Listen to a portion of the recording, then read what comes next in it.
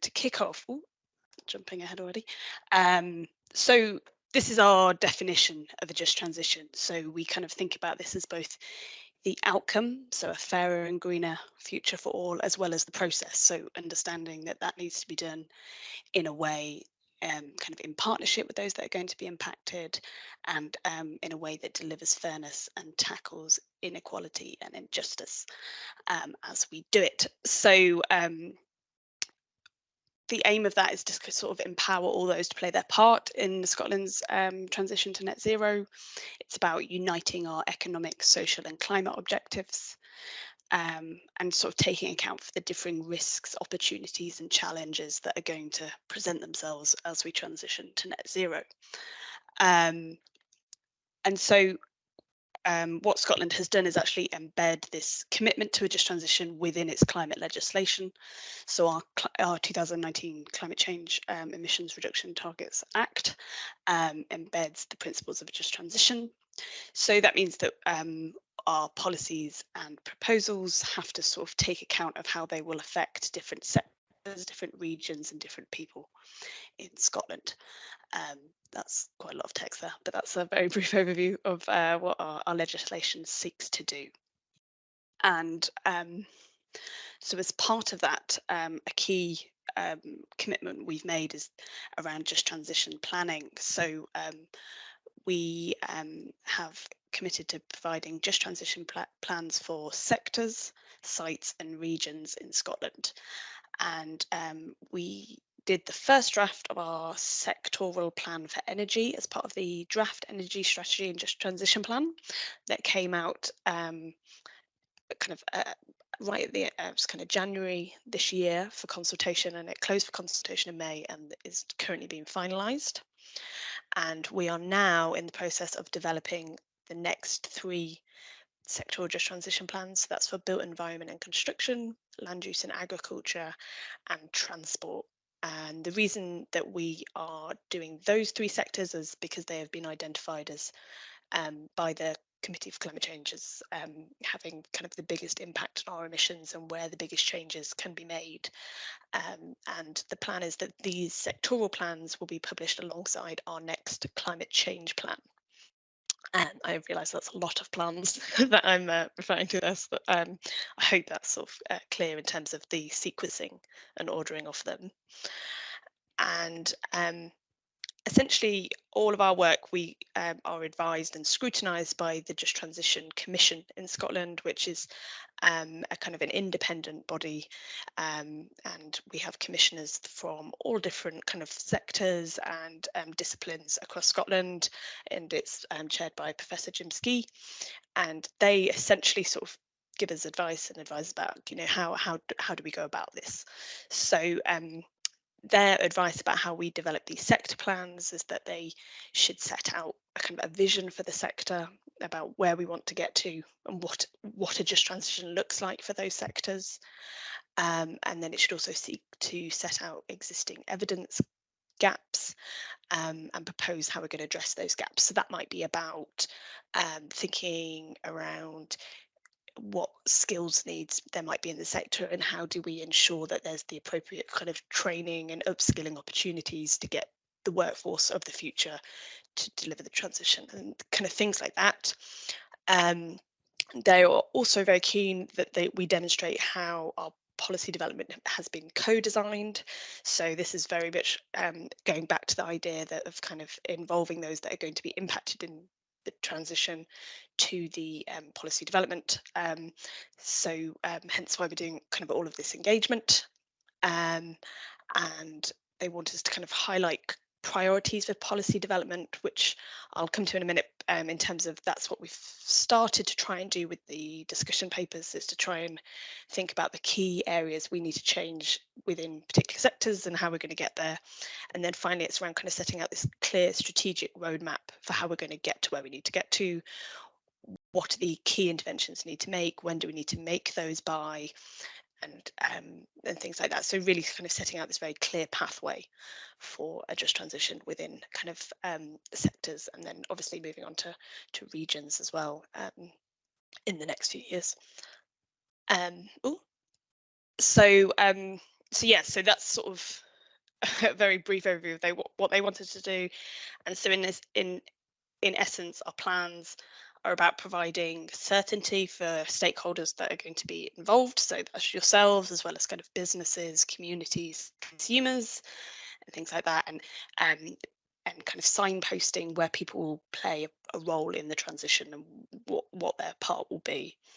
And then also about identifying, mitigating economic or social injustice. So um, a key reason for planning is to understand the opportunities as well as the challenges we might face as we transition to net zero, and thinking about the measures we need to take to kind of mitigate those risks and understand the trade-offs there might be at particular points. So as part of our national transition planning framework, we developed 8 outcomes that we are kind of seeking to work towards in order to achieve a just transition. So all of our just transition plans are going to have to show how they would deliver towards all of these outcomes. And to make these a bit simpler, we've consolidated them into sort of 4 key areas. So we've got job skills and opportunities. So again, that's sort of, how do we deliver the workforce and create the economic opportunities of transition in particular sectors. Second one is around communities in place, so ensuring that communities are involved and empowered by the process in which the transition takes place, and making sure that we design and deliver better places for everyone throughout Scotland. The third theme centres around people and equity. So this is about how do we reduce inequalities and ensure that the costs and benefits of the transition are distributed fairly, as well as kind of a kind of core commitment around protecting basic human rights and things like that as we go along. And then the fourth theme is around environment, biodiversity, and adaptation. So kind of measures that we can take to enhance those things while living on all the rest. So they're the 4 key themes. And for those that have seen the discussion paper, what we will do in each case is design a set of outcomes for each sector around these themes. So what would change look like in that sector for those 4 key areas? And I think that's something that we might come on to in the next session. So I won't talk about those too much. And so in as part of kind of developing these papers, we have the plan. Sorry, we've published 3 discussion papers in June for each of the sectors that we are developing plans for. So land use, agriculture, transport, built environment, and construction. And so I think the key thing to stress with these is that they are not fixed. They are not our policy positions. They are a way of us starting this conversation around what we think might be the key priorities in terms of delivering the change required in these sectors. But I think a core part of what we want to get out of the engagement as a whole is understanding what we've missed, what other people see as more important, things we need to consider, um, and things. Yeah. So I think the key themes that have been um, presented within these discussion papers are very much meant to be a starting point. It's meant to start a conversation with people throughout Scotland around, does this look right? Does this feel right? Are there things we're not kind of addressing that we need to consider? Um, and so our engagement is our first step in doing that. So I'll quickly whiz through the key themes that we have in the buildings and construction discussion paper. I appreciate not everyone might have been able to read the document fully before joining. So the 5 key themes we've kind of identified for built environment and construction. The first one is around procurement. So procurement as a lever for the transition.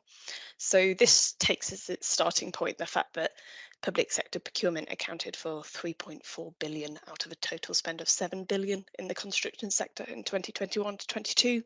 So This is about kind of understanding how we can use procurement to drive forward sustainability, not only of public buildings, but more widely within the construction industry as a result, and the role of the public sector client in terms of building capacity and training to implement good procurement practices, as well as how do we de-risk low carbon options and things like that within procurement practices. The second theme is around building a skilled labour force. So that's kind of around understanding the particular makeup of the labour force at the moment and what might need to change. Existing analysis of the workforce in the construction sector highlights the need to both upskill the current workforce and attract kind of a more diverse talent if we're to kind of deliver the scale of retrofit and sustainable building options required to meet our net zero targets. And we also recognise that the sector as it stands is characterised by complex supply chains with a reliance on subcontractors, and there's also kind of very high levels of self-employment and SME operation in the industry, which presents challenges in terms of delivering accessible training to existing employers and things like that. So that focus is very much on how we're going to deliver a clear pathway for people and a transparent route from education through to employment. And it also draws on the findings of the Fair Work Construction Inquiry Report. Again, I don't know if people might be aware of that on the call, but that was done by the Fair Work Inquiry, looking at kind of issues of well-being and working practices as long-standing issues in attracting and retaining a more diverse workforce in construction, and makes a series of recommendations about how we can support better conditions and dispel negative perceptions of the industry. So part of the paper also kind of thinks about how we could sort of take on board those recommendations as part of this broader transition. And the third theme is around an innovative, internationally competitive industry. So this again draws on the Construction Accord, which was a agreement made between well, the Construction Leadership Forum in Scotland, so that's members of kind of Scottish Government and industry leaders, about kind of identifying priority actions for the industry. And some of these included things around modern methods of construction, increasing take up of digital technologies and things like that. So within this theme, we were thinking about, how can we create the right conditions in Scotland to enable innovative low carbon products and services to scale up and get to market in Scotland, and the potential for this to drive growth and exports, and things like that. So, and it also thinks about kind of Scottish Government's intention to legislate for a Scottish equivalent to Passive House for all new build homes, and the kind of necessary enabling conditions to drive adoption of the changes needed in the sector. And then the fourth theme is around delivering consistent, sustainable standards. So this might be one in particular for kind of local authorities, and that is thinking around the need to enhance design and practice to improve our homes and buildings, and um, the capacity of local authorities to implement design frameworks such as the national planning framework and the place principle, and about how do we kind of enable that, and also considers levers around to encourage retrofit and refurbishment over demolition and rebuild. And it also thinks in the second part around embodied carbon. So how can we encourage uptake of embodied carbon accounting more widely in the industry, to take account of how we're building and the life cycle of buildings and their contribution to climate change. And then the final theme is around maximising the manufacturing base in Scotland. So again, this is around thinking about the scale of activity required for retrofit and energy efficiency measures of our buildings, and the opportunities that might lie in the wider supply chain in delivering these. So things such as insulation products and things like that. And is there opportunity to create that local supply chain and industrial base to meet that demand? And again, how do we kind of correctly sequence the interventions needed to make sure the correct products and services come to market at the right time and to the correct scale to establish and drive those wider economic benefits from the transition. Um, and so they're the sort of key themes from the paper. And just to sort of reinforce what Judy was saying earlier, we're using this paper to sort of engage, and there's kind of 4 key streams of engagement that we're delivering. So there is one with citizens and consumers. That's a lot of kind of place-based engagement events going on throughout the country, talking to all members of the public, as well as some focused research around the fair distribution and costs of the transition in and across the sectors. And then we have a second strand that is kind of sector focus workshops with representative organisations for each of the 3 papers. And then we have the public sector engagement, which obviously this is what this is. And then finally, we have an engagement stream with businesses. So particularly for the built environment and construction strand, we are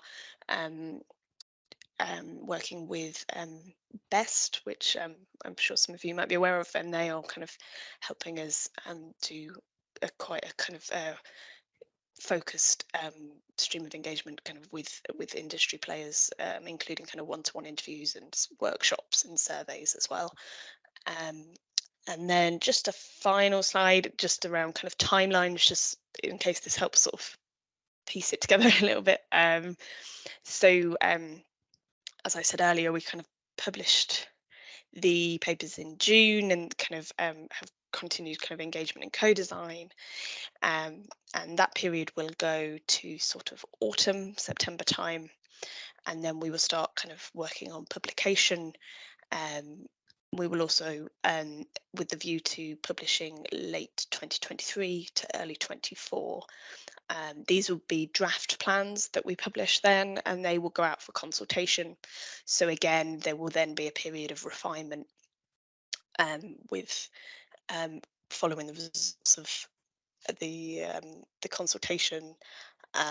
So again, it's to kind of reinforce that this is a very iterative process, and beyond the publication of a final plan, we will always revise and have to sort of kind of keep them aligned with our wider work going forward. So it's very much a sort of ongoing planning process as we kind of go towards 2045. So that's all I had.